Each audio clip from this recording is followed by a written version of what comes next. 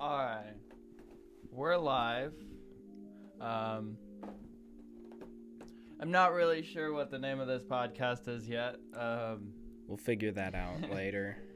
It's gonna be a process. This is probably the most uncomfortable thing I've ever done in my life. When it comes to just sitting in a room with a microphone in your face. That's true. Well, it is also different because we're not doing like the H3 podcast does like the After Dark episodes, which are live, and then they also post them. That I could not handle. I've been getting super into like all of what H3 is doing. Like, I'm watching Frenemies. Like my mom and I watch Frenemies together. Like whenever it comes out, we're like, ooh, we're putting time away to watch this. Oh yeah. I save the podcasts for work and all that because I have my earbud in and I just kind of do my thing and listen to music or podcasts. So usually the podcasts that I do listen to happen to release their shows around the same day. So I always have like a podcast day, which ends up being like Saturday or like Tuesday or Wednesday. I always forget because time is, I don't know. These few months as well have been like, I have not been paying attention to like the times and the dates of things. So October basically did not exist and it's already the 30th. It's the 30th today, right? Oh yeah. I can't believe that tomorrow is Halloween. Yeah. I have to work tomorrow on Halloween. Same. I guess it's the busiest night in Domino's. Ooh, It's Domino's. Like the whole like company, like Every Halloween. Every location, every single employee is required to work. I was like, whoa. what? We have like 12 employees. But this Halloween, Halloween, it's not I guess, a regular Halloween if you think about it. I guess Domino's as a whole has gotten busier now that COVID, because of everyone being at home, and they're the single. They're one of the few that delivers. They're one of the few that's done the best at adapting to the COVID. Oh, pandemic. interesting. Yeah, so like the contactless delivery, all that stuff. All our customers seem to vibe with it too. They just want their pizza. Interesting. Yeah. So that probably might be it. Then everyone's ordering for their Halloween parties. They're all chilling at home and getting a butt ton of pizza on Halloween. I'm just not sure how many parties we're gonna be seeing. Oregon's already seeing some pretty intense COVID numbers anyway right now. Yeah. And so Halloween is gonna be a night that I'm glad I'm gonna be indoors away from like customers, but I'm gonna still be surrounded by a bunch of employees. So yeah. Since I'm just working at the market, we just close at 7, so I'll probably be I don't know what I'm doing. I'll have to figure that out, but all I know is that I'm working, and then it's like I don't know. I want to do something, but I don't know if I even really can. I don't know if anyone else is doing something, but I don't remember the last time I did something for Halloween other than work. I worked at the market last year. That's right. Yeah, but I wanted to have you on here because you are like the only music friend in town who seems to relatively understand what it means to be a musician. And I had some questions that I wanted to bring up. One of which, like what it's like to kind of be a musician that wants to go on and do things.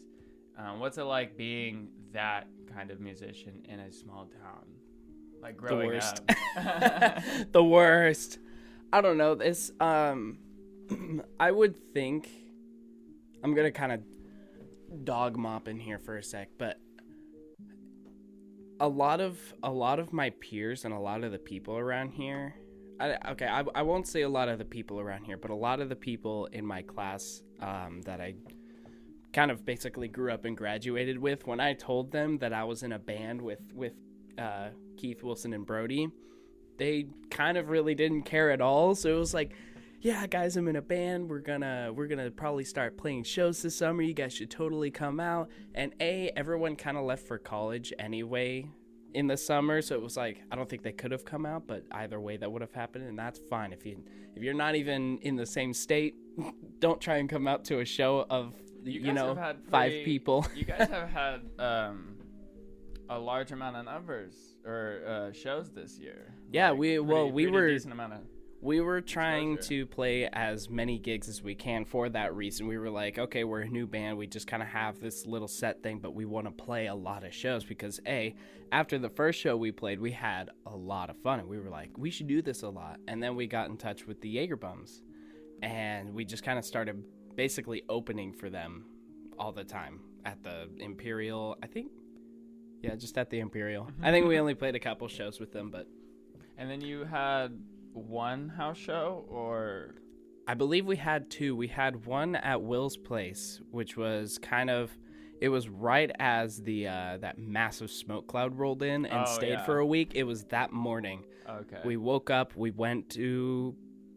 That's right, because you guys had a show that day that you guys were like... Yeah, that's right. Right. We were gonna play. That's right. I remember now. Thank you. We were gonna go to the Imperial and play with the Jaeger Bums, but then the smoke rolled in, and we spent most of the day kind of being like, "Hey, Zach, what are we gonna do? There's this big smoke cloud, and the Imperial's probably not gonna be very busy." And then they were like, "We're just gonna cancel the whole show because this smoke is ridiculous." And this was that like early September? Late August. That smoke was here for like 3 weeks. Oh, it was actually only a week. It felt like 3 weeks. It felt like 3 weeks. Shit, It was a okay. long week, but that smoke was... It really wasn't around as long as it could have been. It lingered around a lot of other places for a few weeks, but yeah, so they canceled that, so we were like, oh crap, what are we gonna do? So we had this idea. I was like, Brody and I were like, yo, we've always kind of wanted to do a house show here, Wilson. We should just do a house show here. We should invite all the guides and stuff like that. So we kind of put together this thing that day, had a lot of the guides, a lot of Wilson and Brody's friends all come up, and we grabbed Brody's drum set it up, and I don't know, played a show. And what's his name? Rios. I don't know if you know him or not. I'm not sure. No. I didn't know him before he showed up to this place. Anyway, this guy's kind of he's a DJ, and he had all this light equipment as well. This was probably the most fun I've had at a show because it was a lot of people showed up. A lot more people than I thought would showed up because they basically got I saw all pictures and I was like, wow, it was crazy. And this guy shows up with all these lights and stuff like that. So we got like strobe lights, these lights behind the drum set and stuff like that. It was a party, honestly. We were just playing and everyone was just sitting over there just chilling and drinking. It was a lot of fun. That's awesome. And I think the last show we played was... What was the last show we played?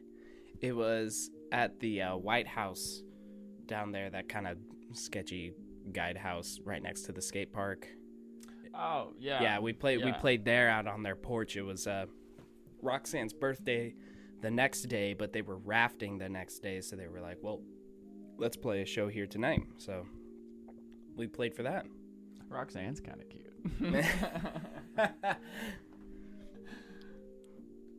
No comment. No comment. Oh, yeah. I mean, I remember doing a few shows a couple years ago. I haven't really focused too much on doing shows, since COVID and, the market had me work a lot. Yeah. And so I really stopped focusing too much on going out and getting shows. I kind of started focusing on, what's kind of the next step. I wrote a bunch of songs. Yeah. I don't have a plan for them right now. I just kind of play them and sing them and, all that other stuff. And now I'm just like, man, I want to go do shows. Shit. But I still need to produce my music, and I still need to, do all that stuff. Yeah. Well, I mean, I'm here all winter and stuff like that. So if you're ever like, hey, I want to sit down and,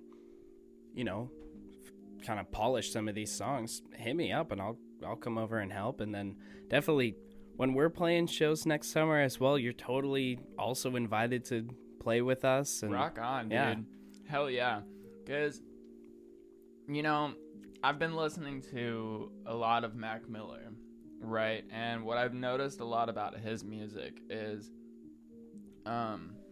very unique and very almost jazzy in the sense of how wide his chord range is. Oh, yeah. Like, you just, that's Oh, yeah. That's why a lot of people loved him so much, is because he wasn't just kind of a regular, rap or hip hop artist. He did a lot of cool stuff that kind of turned everyone's heads. Yeah, and so because of that, I think it's helping me kind of figure out what sound I'm going for, what I want to create. But I haven't gotten there yet, right? So that's kind of why I'm not doing anything. Because I could just record my guitar and my voice and then layer a bunch of shit on top of that. Together and make it. But I kind of want to take that idea, right? Those are just ideas. Those aren't the final piece, final project. So I just need to, what I really need to do is I need to sit in here for like 6 hours and just sing and play music for a bunch of times just to get it all out, all that stuff. Because I really don't spend a whole lot of time in here. I have it set up beautifully and I leave it. Fair.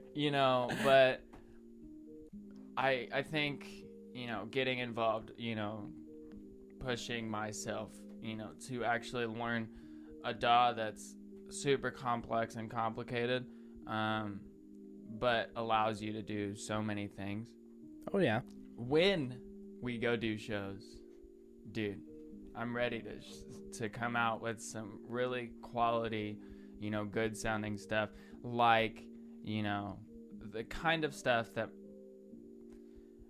no, I don't want to say, I want to do stuff exactly like his music, but just to the fact that it's, similar, it's definitely inspired by it, the sounds, all that stuff. That's the kind of stuff that I want to do. I'm not a hip hop artist. I don't want to rap or anything, but, it's still songs that speak to you, songs that get you grooving, that's the kind of stuff that I am looking forward to do. So for sure, that is a thing that I want to do next summer. So hopefully if I have some music, and we can totally, I mean, if we get we still need a bassist, because both Brody, I really want to learn how to play bass, but I've never owned one.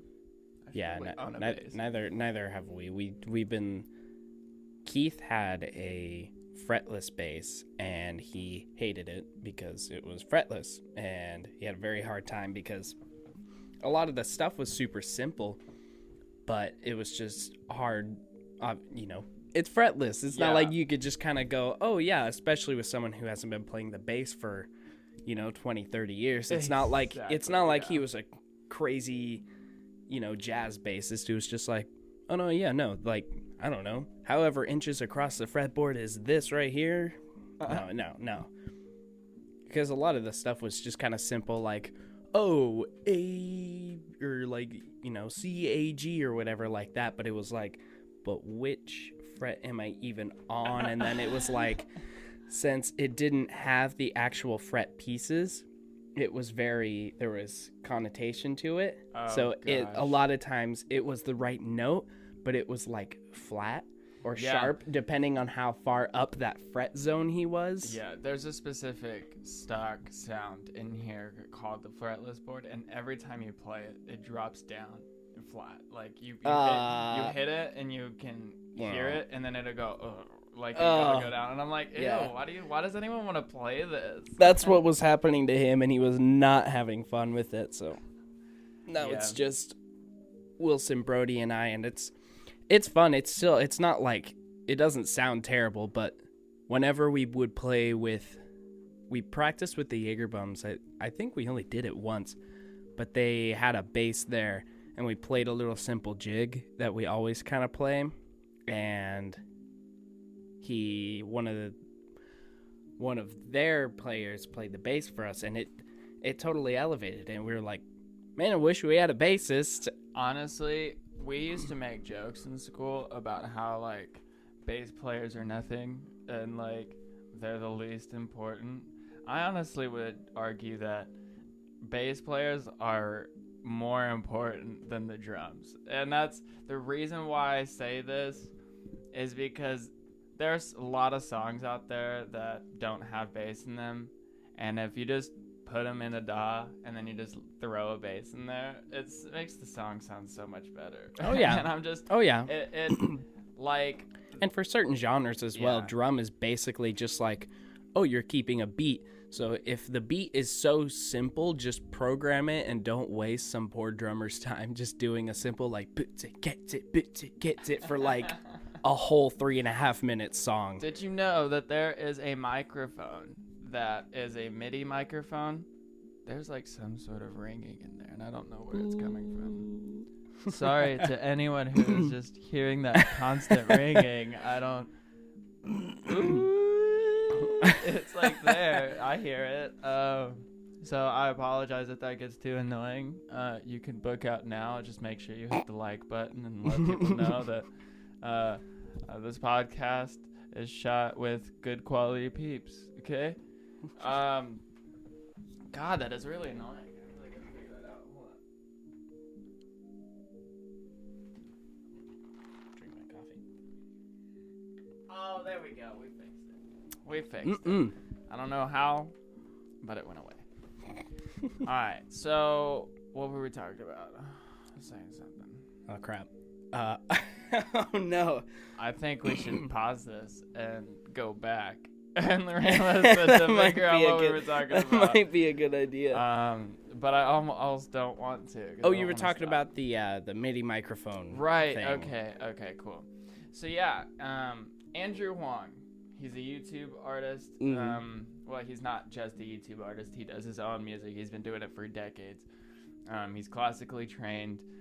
He's also self-taught in a lot of ways. He uses Ableton, which is so much more complex than this. Oh, no. It's like... I already look at what's going on in your computer right now and go like, my brain kind of... I'm like, watching this guy do his thing, and he's inspiring. And, if you want to do music and stuff, I, like, highly suggest you go give his channel a peek. Little peeksies. Yeah, Andrew, so, like, Andrew, and then Huang. Huang? So, Huang. Okay, Huang. So, okay. I had a Mr. Huang in high school, and he was my algebra teacher. He was this like short little Asian dude. He was so adorable. Was everyone taller than him? Huh? Was he notoriously short? He was or was just he like just kind of this, like average height kind of guy? No, he was like relatively short. Like he was kind of like 5'5". Would I have been taller than him? Yeah. Oh, then he was pretty short. So, and then he had like hair on the side, and then a bald like all down the middle. And then so this guy knew what he was talking about. Yeah, there was this one guy I went to high school with. His name was Peregrine, I think his name is. I haven't seen him in like 6 years, so don't come at me, okay? But we had this thing called Valentine's, right? So you would get Valentine's for people, and the choir would go around and sing to you. Ooh, Some people that's kind of I would opt out of that ASAP. So that's not like let's say like I want to be your friend, right? Like or like we were friends in school, and I just wanted to make you laugh or whatever. I bought you a Valentine, right? And then this guy comes and sings, "I believe in miracles," right? So he sings this song. he pulls Mr. Huang into the middle of the class, and then he just starts singing this song. Where are you from? you sexy thing. Oh, And no. we're just all dying, dude. I have a video of it somewhere. I can't find it. But That's it's incredible. Imagine you were trying to ask a girl out like that, and then this stupid choir geek comes in. It's like, do you believe in miracles? Like, he doesn't give a shit because he's like at school and he's like, dude. I bet he didn't even want to do it. I've been doing this for like 10 years. It's fine. Whatever. No, he wasn't in school for that long. He was in school for like 3 years, 4 years by that point. Because he was like almost graduated, I think. But anyway, so Andrew Huang, he does a lot of good stuff. He teaches you a lot. He also basically just, he's educational, okay, but he also is like doing cool, crazy shit. So, ASMR burps from Kev. That it came out, dude. I literally had like a gasp out of that. Solid burp. But dude, that ringing is back. I don't know what the fuck. Oh, I get it. Okay. So maybe No, does it need to come up? Yeah. Boop-a-doo. Uh-huh. Hopefully that fixed it. If not, alright, whatever. One of these days we're gonna figure it out. We're gonna get this, whatever. We gotta start somewhere, I think. But anyway, he talks through a bunch of stuff. He also has a series called Weird Gear. He posts like this weird MIDI microphone that records your voice, and then literally like you could go boots and cats and it'll go. what? So Like, it would like read it, it like knew what you were talking about? Like kind you of. Yeah, so you can like find a sound in this plugin, and then you can like take a part of your voice and go and like get it set up to make sure that it registers that is the kick drum, right? And then you can figure out what kick drum you want and all that stuff, and then you can then record it and go cats and then it literally just like that's will sweet. record it, and That's then you can pretty like sick. sing into it and go oh, and it'll like literally follow you. Whoa. It's the craziest thing, and it's just a MIDI microphone.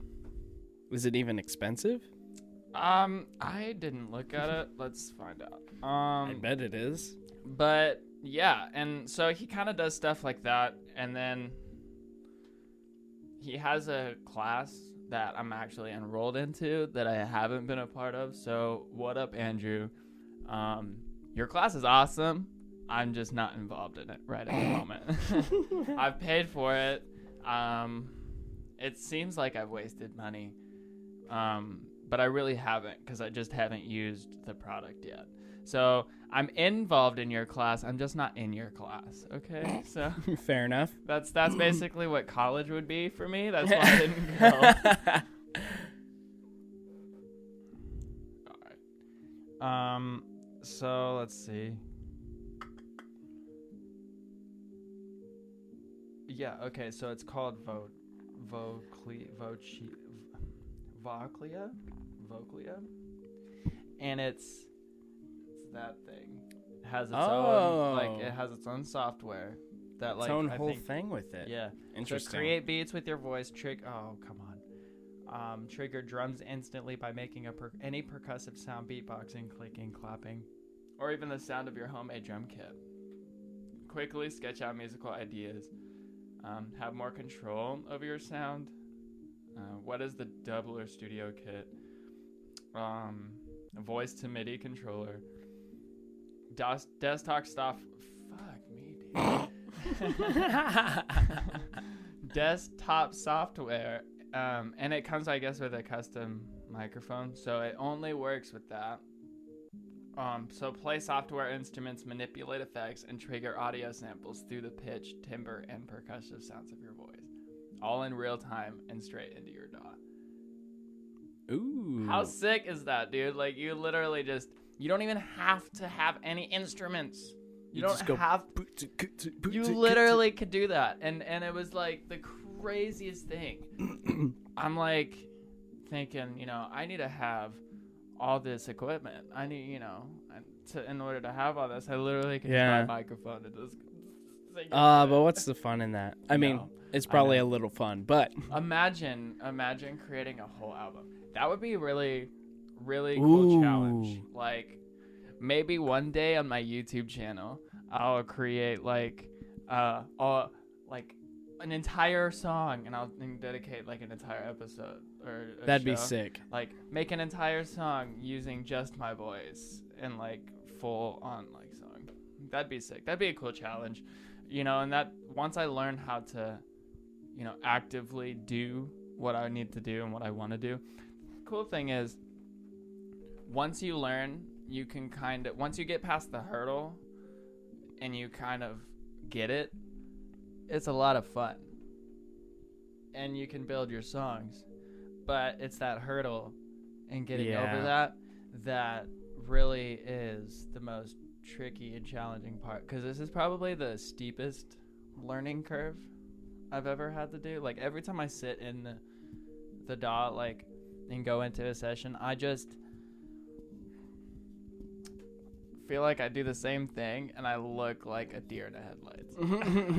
I'm like, I don't know how these people come up with what they come up with.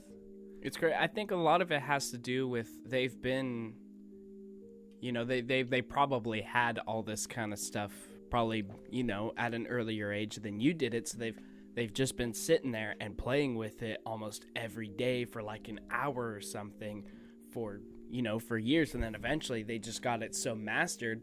The hardest part for them is figuring out like, well, what actually sounds good? What do I want to like make with it? Because say you're really savvy with that, you could just pump out a song every hour with that, but would it be quality music that you would genuinely want to make and maybe perform?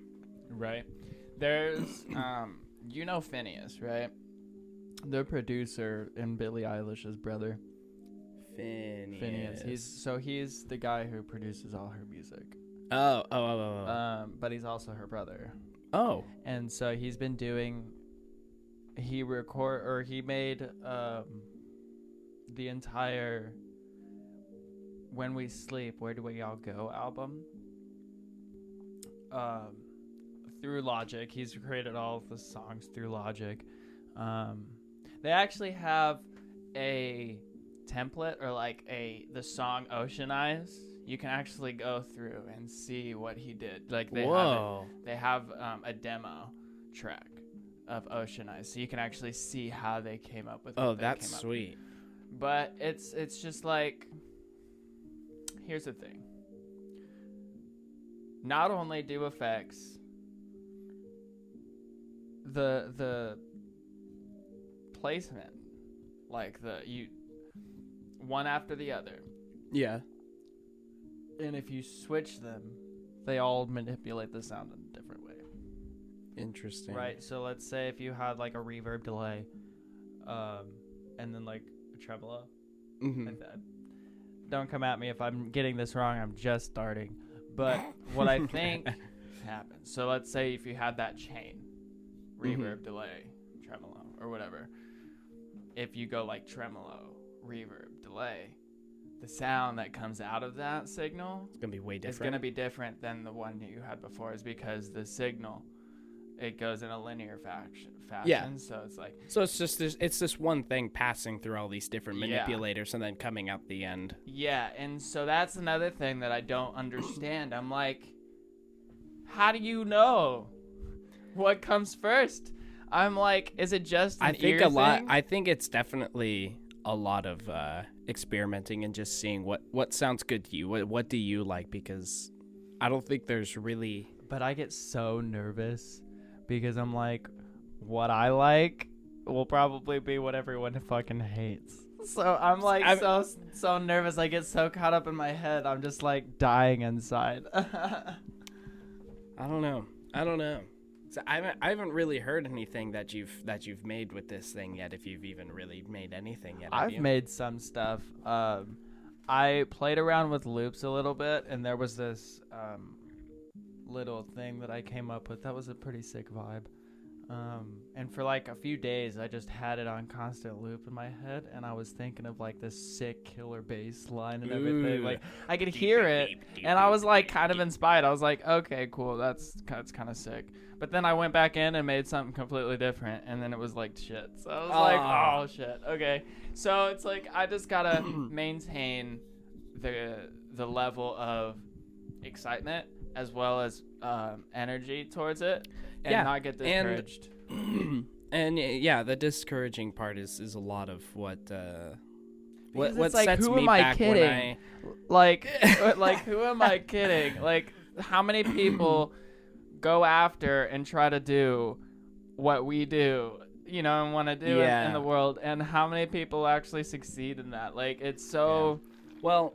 It's just and you know, it's like all the things that people tell you in school and how they like try to convince you to do something else, and they're like, well, you know, like what you might not make it because, you know, it's not that successful, 1 in a million, you know, all that stuff, you know, all this shit, you know, you hear that in your head anyway, so it's just like because the thing is, a lot of people try and do this, but no one puts in when I hear about these people making music that actually sucks, I see them putting in half of the effort that you've already put in, because they just kind of want to make music and get famous. When I hear about really terrible music, I don't think I don't think they have anywhere near the kind of drive as you, or really anyone who has made quality music and continues to make quality music and wants to make quality music because they're passionate about it. See, that's the goal. I don't want to just make any music. I care about the music so much that I just want to make sure that it's as best as it possibly can. Yeah, right? And that's why there's a lot of, obviously I listen to a lot of bands that are pretty big and they make really good music. Breaking Benjamin is a really good example of that. For sure. They're huge, but they continue to make music that doesn't just sound like, I don't know, just another Breaking Benjamin song. Every single one, to me at least, a lot of people like just aren't like a fan of Breaking making. Yeah, they've never album, come off as that to me. They've never they didn't feel like was it Trapped? Yeah, or people might come after me, or like Metallica, for example. Like Metallica, Ooh. I'm sorry. They could have stopped a long time ago, and a lot of people agree. I'm kind of one of them. Although I'm only 18 years old, I haven't been a Metallica fan since I've been a fan since the 80s or whatever. I just simply wasn't alive. I've been a fan since the 80s. That's not fair. But I have listened to my fair share of Metallica because I'm into a lot of more modern, you know, death metal and deathcore and some thrash stuff, and obviously the whole death scene came out of thrash. Blah da da da. That's a whole nother thing. But I enjoy looking at the roots of a lot of the music that I listen to. So I did go back and listen to a lot of Metallica, and to this day I do like what number is it? Like Metallica's first 4 albums, which is obviously not an original opinion. You'd probably talk to most people and they'd go, those 4 albums are easily the best ones. Yeah. But everything after that was kind of to me. I didn't even like the Black Album that much. That would get me in a lot of heat if I was more famous. I mean, I'm just gonna say, like, I appreciate the musicality that came out of the band, you know? But for me, as someone who is starting, you know, and building from the ground up, you know, I'm watching and I'm like on Instagram and seeing all these old school bands that have been not around for like decades. And they're all coming out with albums this year. It's kind of crazy. I'm like AC/DC, for example, came out with an album. I did not know that. Is coming out with an album. And I'm like, okay, sure. But is it probably even going to be good? Is it going to be good? Because or is it going to be AC/DC trying to write another AC/DC album? You know? Like, at least the difference between that and Ozzy Osbourne, okay, is Ozzy Osbourne has changed his sound, but he's still relatively he's maintained. still Ozzy. He's still Ozzy. Oh yeah. But he's like adapted his sound. Like he fucking did a song with a collab with Post Malone. and vice versa. You know what I mean? Did Post Malone do a song with him too? Yeah. I didn't even know that. So Ozzy featured on a Post Malone song, and then on one of Ozzy's new songs, Post Malone features on Dude, that's it. awesome. Yeah, That's it's sick. pretty sick. My buddy showed it to me because I didn't know. I had no idea that happened. I knew about Take What You Want, but my buddy shows me this Ozzy Osbourne song, and I don't think he told me before he showed me the song. But then all of a sudden, I hear Posty's voice, and it's like really, it was already a really saucy tune with Ozzy singing it, but then like Post Malone comes in, and it was like, whoa, this is really freaking cool. I already forgot what the name of the song was because I kind of forgot it existed until we were just talking about it We'll now. be able to find it later. Yeah, I bet it's one of his top songs. But yeah, it was really cool. But I'm just like, okay, so for these older people who haven't been around for a while, like, okay, Ozzy's been staying relevant. Like, Yeah. he's And I don't and to think be fair, back to the Metallica thing, Metallica kind of has as well. They haven't released an album since 2016. yeah, But even before then, they were relatively consistent. They didn't go like decades or anything without Right. releasing something. and But so you know, all these people are coming out with albums, and I'm like, sure, but like, give room for the little guys. You know, like I know it's like, I know there's like, if I put my music out on the world, like, it's not gonna impede their ability to listen to my music if they have like a new album on there. Yeah. I'm just like, for these older people, I'm like, you've been around for a long time. Just take a break forever. Like, don't come back. Like, I'm sorry. Like, yeah, that I kind of agree. It's like, when I I'm see in it the more business as for 30 like years. I don't know. I see it more as like at that point I don't think they're as passionate about the music anymore, and They're not relevant. They're just I chasing clout, I think. exactly. I see it more as kind of a I don't know, a ploy to get money, which obviously I can't confirm that. They could still be like, yeah, I really like making rock and roll music. I want to do it until I die, stuff like that. And that's cool. I don't. Yeah, but be like Van Halen, who was playing until the day he freaking died. Like, come on. Yeah. Or you know what I mean? Like, don't go away for 15 years and then be like, all of a sudden, we're back. Yeah. Like, come on, bro. Like, get out of here. Yeah. I'm sorry. That might be a little too aggressive. I'm sorry to the famous people out there that I'm hurting. Okay. Yes, because they're definitely gonna be listening to this and taking your opinion very seriously.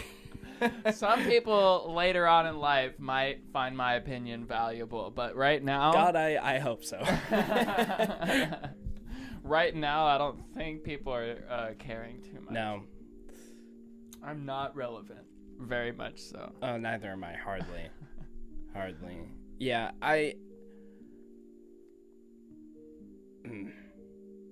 yeah, I don't know.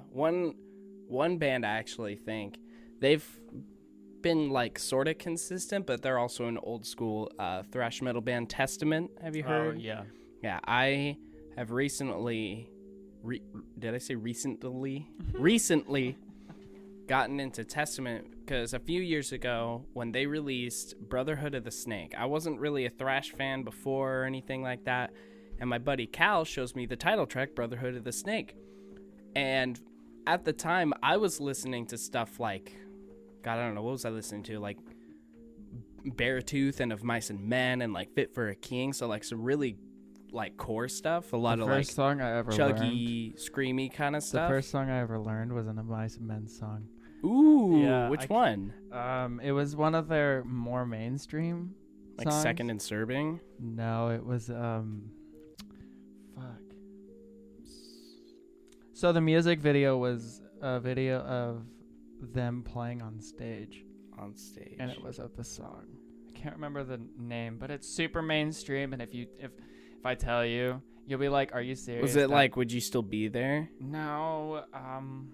Hold on. Keep telling your story. And I'll But yeah, he shows me Brotherhood of the Snake, and at the time I was getting into like heavier music and like, you know, I don't know, stuff with a lot more screaming and stuff like that, not a whole lot of the kind of thrashy rough vocals. But then he shows me that Newer Testament song, and Never Giving Up.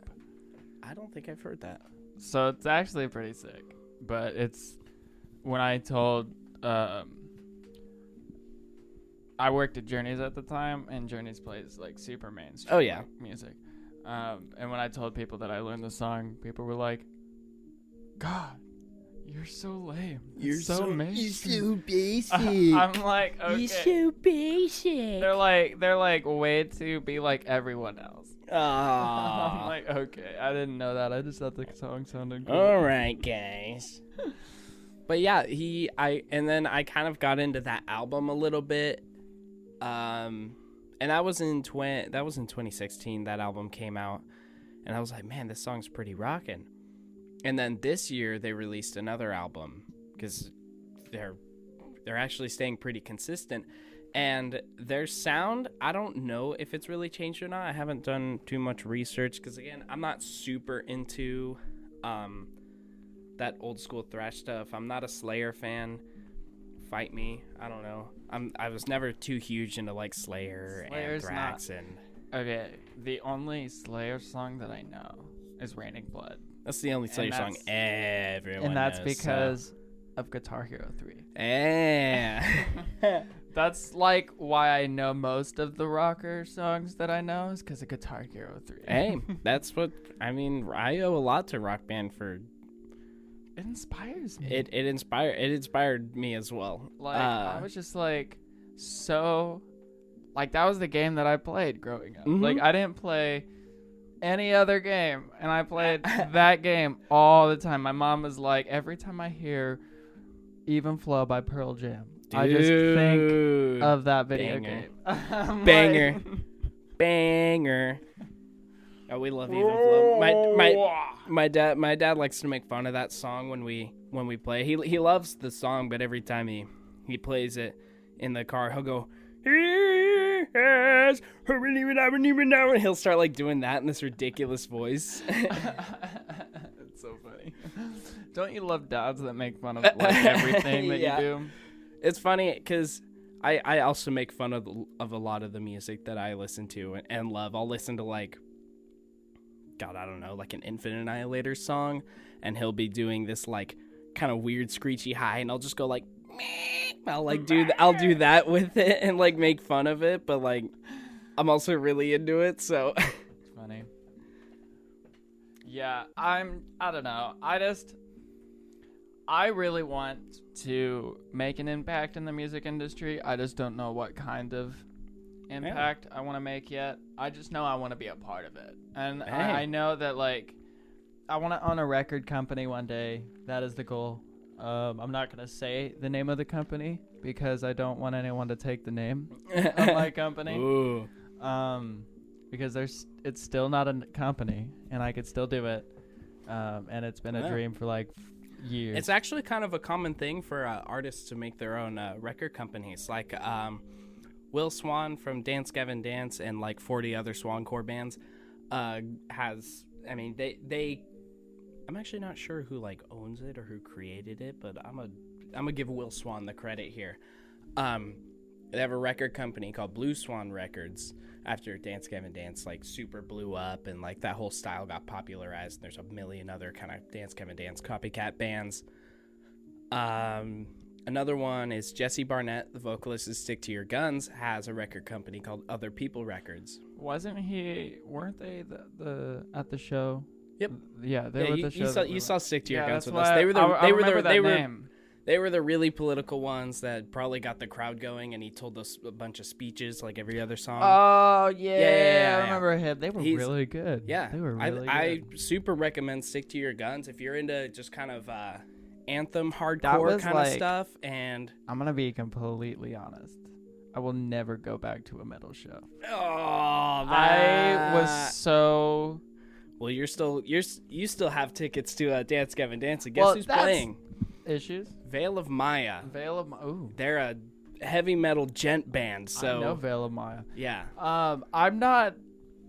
I don't want to go to like a Volumes or like a Knocked Loose show again, just because they were so heavy. It's intense. And I was in the middle of the pit, and I was like getting so like slaughtered, and I was so claustrophobic, and it was raining condensation. Oh yeah, ceiling. after they turned the lights on and we're all waiting to get we're waiting in line to get our gross. CDs and t-shirts at the end of the show, and like this drop like on my shoulder, and I'm like, oh, what was that? And I look up, there's just this like sweaty condensation across the the top of the air vents, and it's just like drip drip drip, and there's like lines on the floor, but that's how you know the show was good. You know, I totally will go to a rave, like a hardcore rave. Like, that is a different story. Oh, I'm sure. I'm but sure there's a lot less crowd killing. That girl that came out, and she was like, I was sitting in the bar, and I was just drinking my beer, listening to music. I was like, yeah, dude, this is nice. And then this girl comes out, and she's like being carried out by like 3 men. Yeah. And she's like,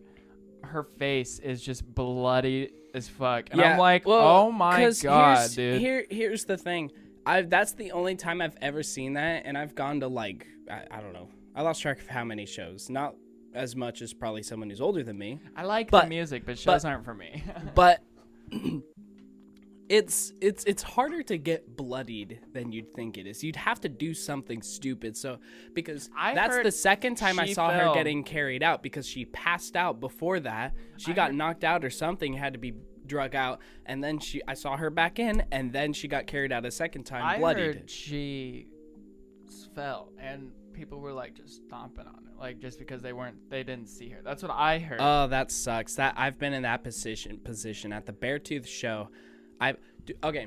Because I mean, when people have their eyes closed and they're literally just flailing their arms. Like, there was this one guy, like I was literally just watching him, and he was just swinging, a lot like windmilling around, and I'm like, I don't want to be a part of it. That's a lot of what we don't. We kind of frown upon that. You got to be careful when you're doing that, though. Like, I do a bit of that myself, admittedly. But I don't close my eyes and like become a Beyblade and start like spinning around like. Because that's totally what this guy was doing, and I was like, this is too much. I'll do a few like careful, like, I don't know, I'll like punch the air on like the beat to a breakdown or something like that, and then just like go into like a headbang or something like that. I'm never just sitting there and just like, I don't know, just flailing my fists around like a crazy person, because that is when people get hit, you know. And I doubt he wanted to hit anybody, but like he probably hit somebody and probably pissed somebody off. For sure. I think I got hit in the head from someone, like on the side of the head, and I was just like, what the fuck? I got hit in the head on when we were basically on the stage for See Space Cowboy. I remember we were like banging our heads, and then the pit was so wide, but they had to come to the very front and just kind of like elbow the back of my head, because I remember being sent forward on like my chest and like my face were on the stage. He hit me so hard, and then I just kind of looked up like, what? Like, who did it? But then there were like 4 people over there like spinning around and doing crazy stuff. Yeah. Yeah, I know. Oh man, speaking of issues, have you heard about Tyler recently? Oh boy. Let me bring up Issues post. To be very, very blunt and straightforward, he's not in the band anymore. They kicked him out. Tyler, as in like the vocalist, greatest singer I think I've ever heard, and he had to delete like his Instagram as well because. Is it owned by the band? The band posted this. He posted this big I can't get rid of that rigging. I've really tried. I think it might be the we'll see. Well, we'll the see if MIDI it cable. even we'll see if it even picks it up, because it could be something weird with your headphones going on right now. God knows. It could be. I might just have to try to figure out how to edit But, that out. But anyway, go. Issues posts this thing, and it says, recently we have become aware of allegations against Tyler Carter of grooming and sexual misconduct. Oh my god. We will no longer be working with Tyler. We believe survivors. Jesus. Yeah. I didn't think that he would. I think I've met him. Yeah, I met the whole band, and he was really sick. He was really cool. I don't know. Yeah. That's just crazy. I would look up, because he definitely deleted his Instagram, but he posted a big like paragraph. I'm forgetting the word. But it's not reaction. Apology. Yeah, a big apology thing. I would definitely look that up and read it, because I'm sure it's out on the internet. I'm sure it's in articles and stuff like that. Yeah, it sucks. And So he's not going to be at the show. no, sadly. And it bummed me. I don't know. They haven't talked about it yet. The post. Issues. By the way, I know like a lot of the music, and I can sing Tyler's part. And my last name is Cartier, so Hit it's me kind of the same. I would totally be down to be the lead singer of your band. Issues. Hit me up. That'd be sick. Yeah, it super sucks. Because it's, I don't know. When it comes to sexual misconduct things, it's really, You have to believe the survivors. I mean, I know, and misconduct. you want it just sucks all around. It's not you. I can't defend him, Is he just? but it's just like, Is he just like at parties, like chilling with girls and like touching them and like rubbing on them, or is probably he like? I don't know. Because misconduct doesn't sound like rape, and it doesn't sound like. Yeah, I think it sounded to me more so, even in his apology, it sounded more like he's just probably being a weirdo. He said Being a some weirdo, he like- said some stuff along the lines of abusing his fame, kind of thing like that. You'd again definitely read his response. It was like it was basically a whole essay. And he didn't even really like defend himself. He basically said like, Allegations are true. It happened. this stuff happened, and you know it sucks. And he said he was talking about how he wanted to grow and move on from it. And Well, I mean, I'm not gonna be. I'm not. You put yourself in that boat. You got to think about it. You know what I mean? Yeah. Like when I'm famous, when if whatever that word means, when I'm, out there in the world, yeah, I really, even now, I'm consciously thinking about how to maintain and keep it. your dignity and all that, instead of Well, and your fame as well, without without doing detriment, some- because even I think I even see what you mean. before I'm famous, do things that I've done or things that I've said in my past, like that I wholeheartedly regret now. I Oh, yeah. guarantee you, after I get famous, shit like that'll happen. Like, all the bullshit, all the drama that my childhood, my life back in the day. Childhood's a whole different thing. No one cares about what you did when, before you graduate high school. It basically doesn't matter to other people. That's what I've seen. A lot of the stuff people get dogged on is stuff they do as, grown adults. But see, learning those mistakes beforehand, instead of repeating those, oh, exactly. into adulthood and after getting famous, you know what I mean? Like, using your fame to, like, for example, when I was in school, I dated a lot of girls. Like, I would date a lot of You were people. quite the player a little bit. Yeah, and I didn't look good either. Like, I right now, I feel like I look the most attractive I've ever looked in my entire life, and I get nothing. So Ooh. and so I don't know how my little player ass Well, got to be ass. absolutely fair, you are living in a town of 400 people, and like 250 of them are old Like people, 60 plus. and if I like my gilfs. 50 of them are people around your age range, and then the other, I am not doing math, the other percent, whatever that was, is like elementary and high school kids. So Yeah, right. it's not like you have a whole lot of option unless you do want to go to jail. You're right. See, but I'm just like, I'm taking the efforts to preserve what I don't have yet. Because I want to make sure that whatever I want to do in my life, I can do it.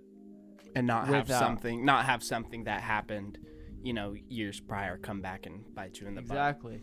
I think a lot of, well, no, because that also happened while he was pretty famous. I was gonna say I think of Shane and a lot of the stuff, a lot of the jokes and stuff that like Shane was Dawson doing back in like 2010 was my age when he was like you're at my age. Yeah. When he was doing those jokes and stuff, and so he was out of school and he was on his podcast saying weird shit a lot of the time.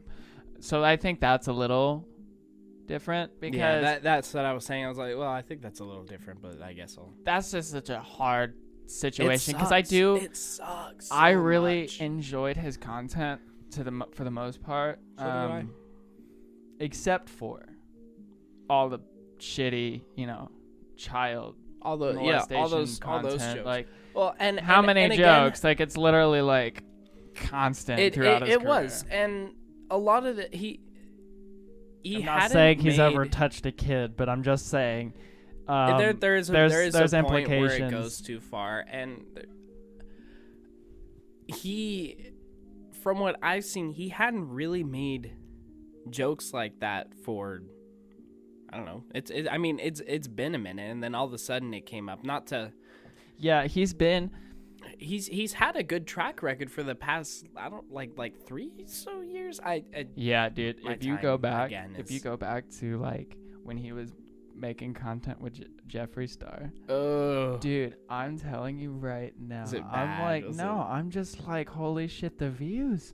It's like 35 million Oh my plus God. views each episode. I'm like, holy Dang. shit. I'm like, this guy was at the fucking top. yeah, he And was. Because he was doing the Jeffree Star thing, and then I Like, believe even right, his right, class- right before that, he was doing the Mind of Jake Paul thing. Yeah, but even before Really? the documentaries, he was like going to Jeffrey's house and making like vlog styles, like Oh. funny videos, like dressing up as Jeffree Star for a day. It's like Oh, that's it's like funny. those kind of videos. He got so many views for Dang, that. yeah. I'm like, dude, okay. And now it's like, God, he bought a house and everything, like a huge ass house. And I'm like, It how is just he sucks. gonna It pay for hurts that now? Because he has no career on YouTube. anymore? Yeah. Like I don't It- I don't see Shane coming back because when he posted an Instagram story about his boyfriend or his husband's new podcast, Mhm. and everyone was throwing shade at him because they were like, you're gonna talk about your boyfriend's podcast on your Instagram story, but you're not gonna talk about all the allegations and all the shit that people are talking about. You're gonna go ahead 'Cause he tell us already to watch. and the thing is, he already did go over it, but it has been dragged out a little bit. So I guess, because again, he has talked about it, and I guess at some point there's just nothing more to say, and then just people keep bringing up more other things, and I guess at some point you just kind of look at that and go, well, there's my career. Yeah. Like, bye-bye. One of the people that I miss the most is Jenna Marbles. I watch her old content, like even from like 7 months ago. dude. Pain. I literally like miss her so much. She's so Yeah. funny. She's so good. She was, and the thing is too, it really sucks, this whole cancel culture thing, and like Everyone's Keemstar's getting canceled. existence. But Everyone's getting Keemstar's not canceled, getting and canceled. I don't understand that. blows my mind. You watch Content Nuke? Yes, I watched that whole thing. Right? It makes me so angry. But, I don't understand how Keemstar is and it has really- such a big fan base. it really sucks because Jenna Marbles was a very family friendly and a very wholesome like channel and podcast. She did back and in the all day that. make jokes, but she did Oh, yeah. explain that she Everyone took did. those down, but some of them I think were still up, which is what she was going through in her video, and so she took some of those down. I just think what got her was The just fear like of the being. not the fear, because I think she was getting it, but I think it was like the guilt of like Black Lives Matter is coming out so hardcore right now. You know, civil rights movement. I support Black Lives, by the way.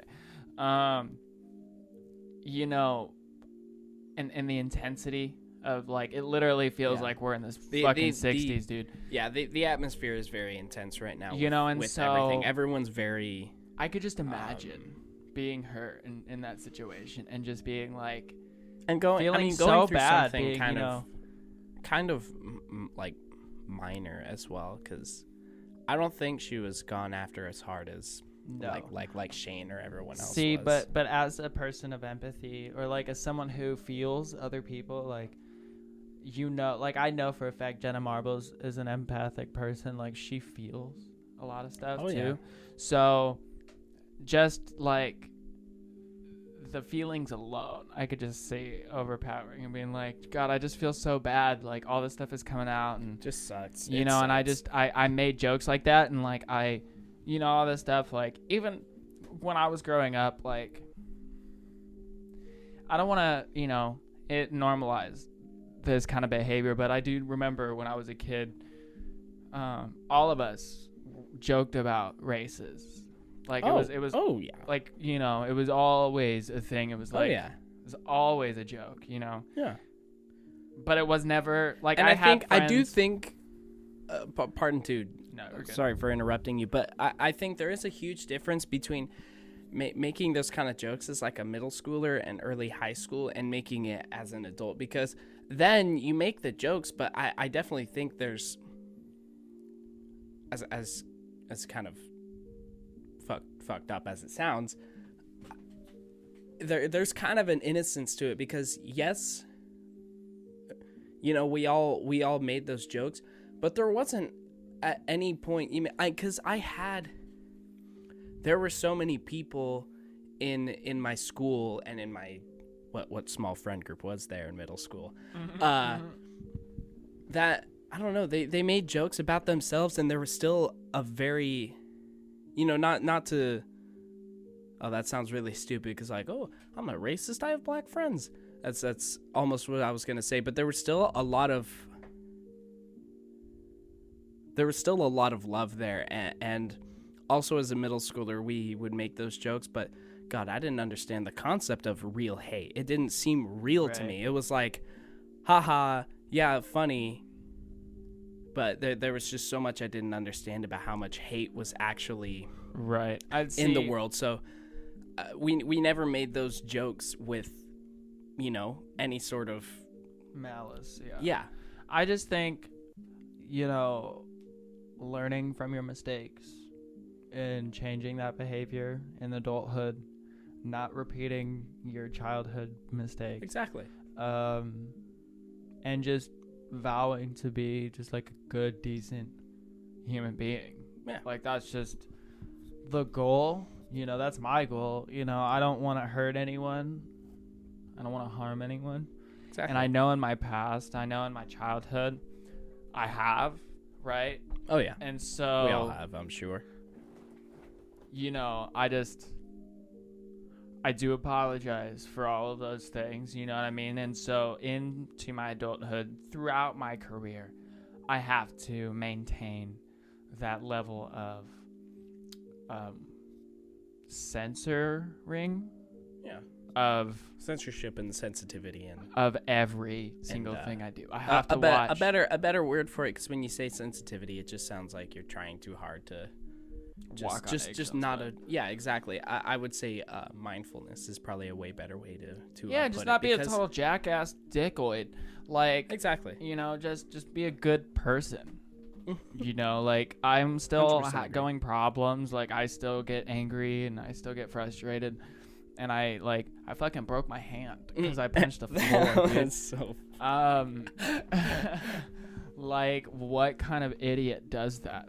Kyle, who drinks a Monster all the time? Ooh. Yeah. Were you drinking a Monster though? No, I drink Red Bull, and my name is Kevin. So It's a whole nother thing now. Kevin drinking Red Bull and punching the floor instead of the wall. What do we got here? You about to become a meme?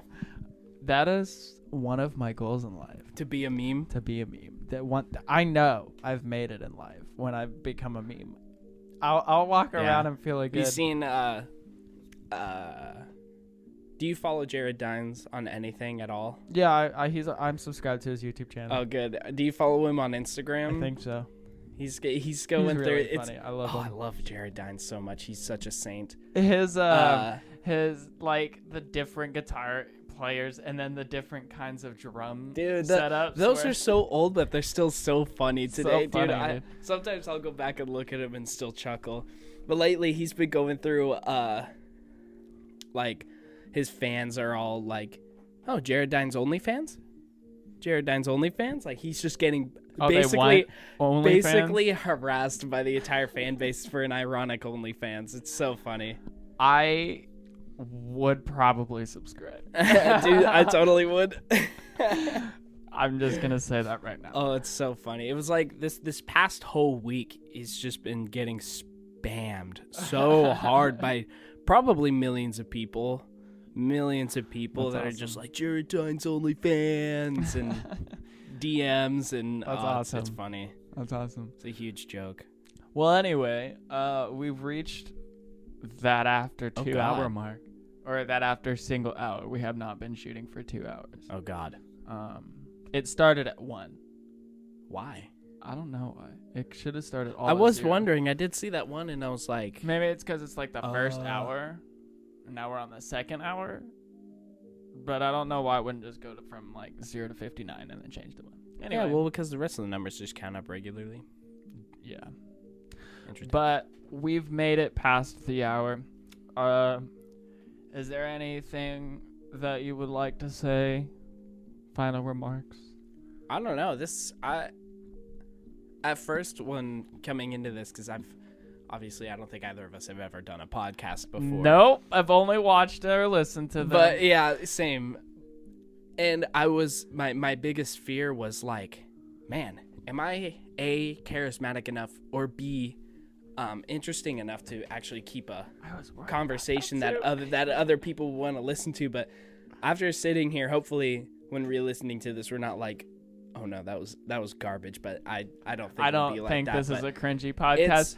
This is all right. I enjoy the conversation. Yeah. You know, and that's the cool thing is that I really want to talk to a lot of different people.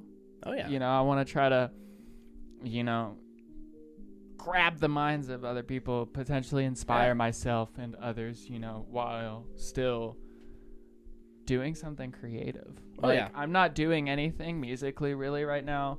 Not yet. You know, I'm playing the drums, dude. I broke 2 drumsticks already. What, on your yes, 2 sets of How? drumsticks because I fucking play them all the time. I jam. I'm gonna tell you this That's right sick. now. I'm gonna tell you this right now. Okay, so I can play In Bloom, In Blue by Nirvana. Like perfectly. Ooh. Like I figured out the whole kick drum, like literally perfect. I'm not gonna lie. sick. That's sick. And I don't want to just boast or whatever because that's not my thing. But for someone who it's doesn't different know, if you put the work in, you know. If dude, you've I been play sitting there. all the time, yeah. Oh yeah, it's well not- there it's you not go like- then. You Let know, it and shine. then that song too, Shine by Collective Soul. Yeah, that one was Yeah. one of the first ones that I learned. And I was like, That's a sick. song when I was first playing on Wilson's drum set in like the 8th grade and freshman year. Shine was one I played all the time. That's actually the only thing keeping me engaged musically. Like I really don't play my guitar that much, even though I spend like a lot of money to buy it. But I've been playing drums, been jamming out on the drums. You'd be surprised on how much I can actually play the drums. I think you'd be like, "Really? You can play that?" I'm just saying. For someone who has never been trained, Oh, I wasn't play. like trained either. Again, I'll tell you, I just had someone teach me how to do a simple rock beat and like the world's simplest fills, like go from the rock beat to do and then back into the simple rock beat, nothing complicated. I went from that to, playing like Fit for a King with like the double kick, completely self-taught. So I'm gonna put it into perspective here. You're amazing. You're thank you. awesome. You're badass at the drums. Like every time you play, you're far better than me. Okay, so I don't want you to think that I think I'm better than you. Okay, you are so good. I didn't think that. But I do. But I do. To be fair, I haven't seen you play, so. But I do believe that I can hold my own. Hey, fair enough. In a situation like that. And again, like rock and roll and like grunge drumming is I wouldn't say grunge drumming. Grunge drumming is a super huge focus as well. But like rock and roll drumming's super underrated anyway. So but like good.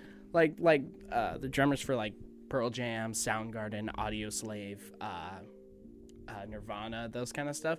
Those drummers are freaking awesome. They really know how to write their stuff without, because you hear it's not over complex, really. Exactly, but it sounds really freaking sick. It's tight. Without being like so tight, crazy, over technical, and it's not like death metal drumming where it's like you got to be playing the drums for quite a few years before. I couldn't play Issues.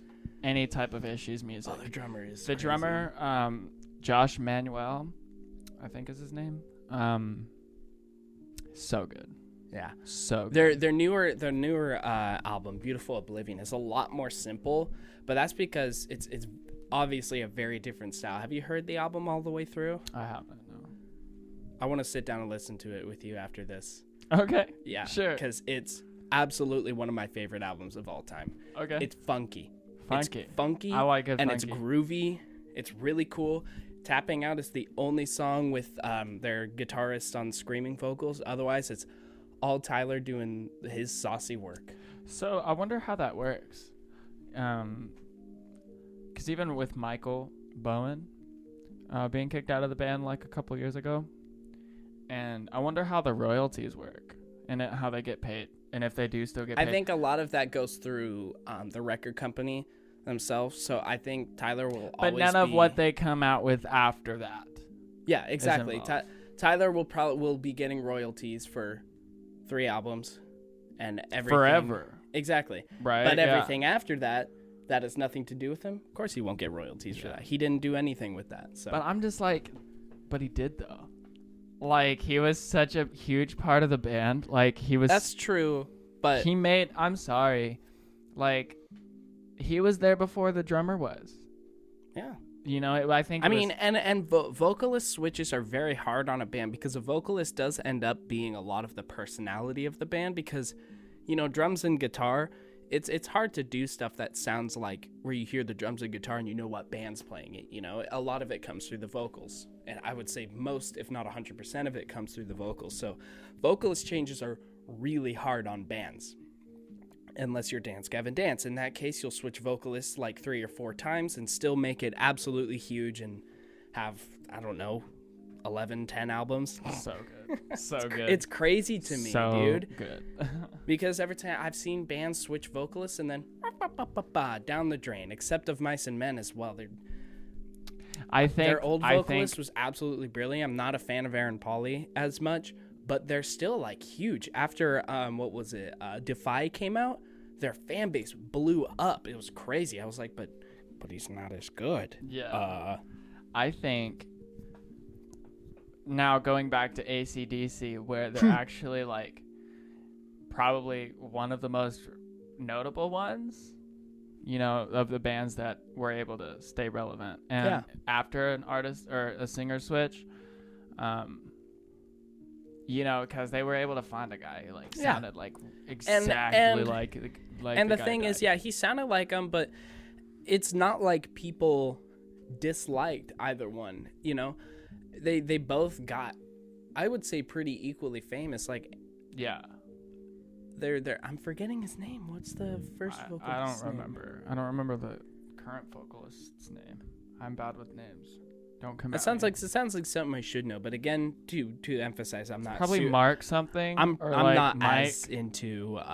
He's like a older. 40-year-old uncle, like 50-year-old uncle. That's Anyway, they got really big with him. Everyone loved him, and then he died, and they were like, that sucks.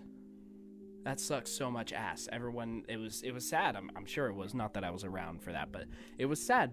And then this new vocalist came along, and obviously everyone loves him to this day. Still, everyone loves him. people think that But he's the equal- original artist. That's so silly. I to don't me. think people really realize No. that they're two different. There's two different vocalists. 'Cause, They I mean, are very similar. They do but- sound similar. Like if you listen to old albums and the new albums, Mhm. like back to back, I don't think people would be able to tell a difference. And I don't think there's some people out there who I realize. could only tell a difference because I know they sound really similar, but knowing that they are two, I'm like, oh yeah, no, that's definitely two. But Yeah. if you just played it, I don't think people would pick it out.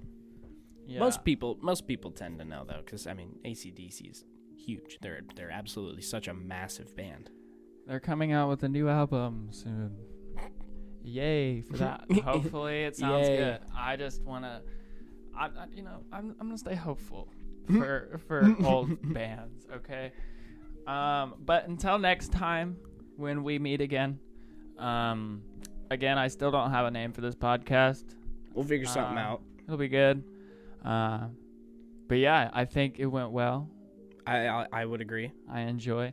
Maybe I'll put a little bit of music undertone. Little, like a little like Little background thing going on there. yeah, like maybe like an elevator vibe. Mm. I could add something like that in here or something. Yeah. But yeah, I think that calls it for today. We're just gonna ramble on until I press space. Yeah, here. that's probably exactly what's So- gonna happen. So, Toodaloo. See you till next time. adios.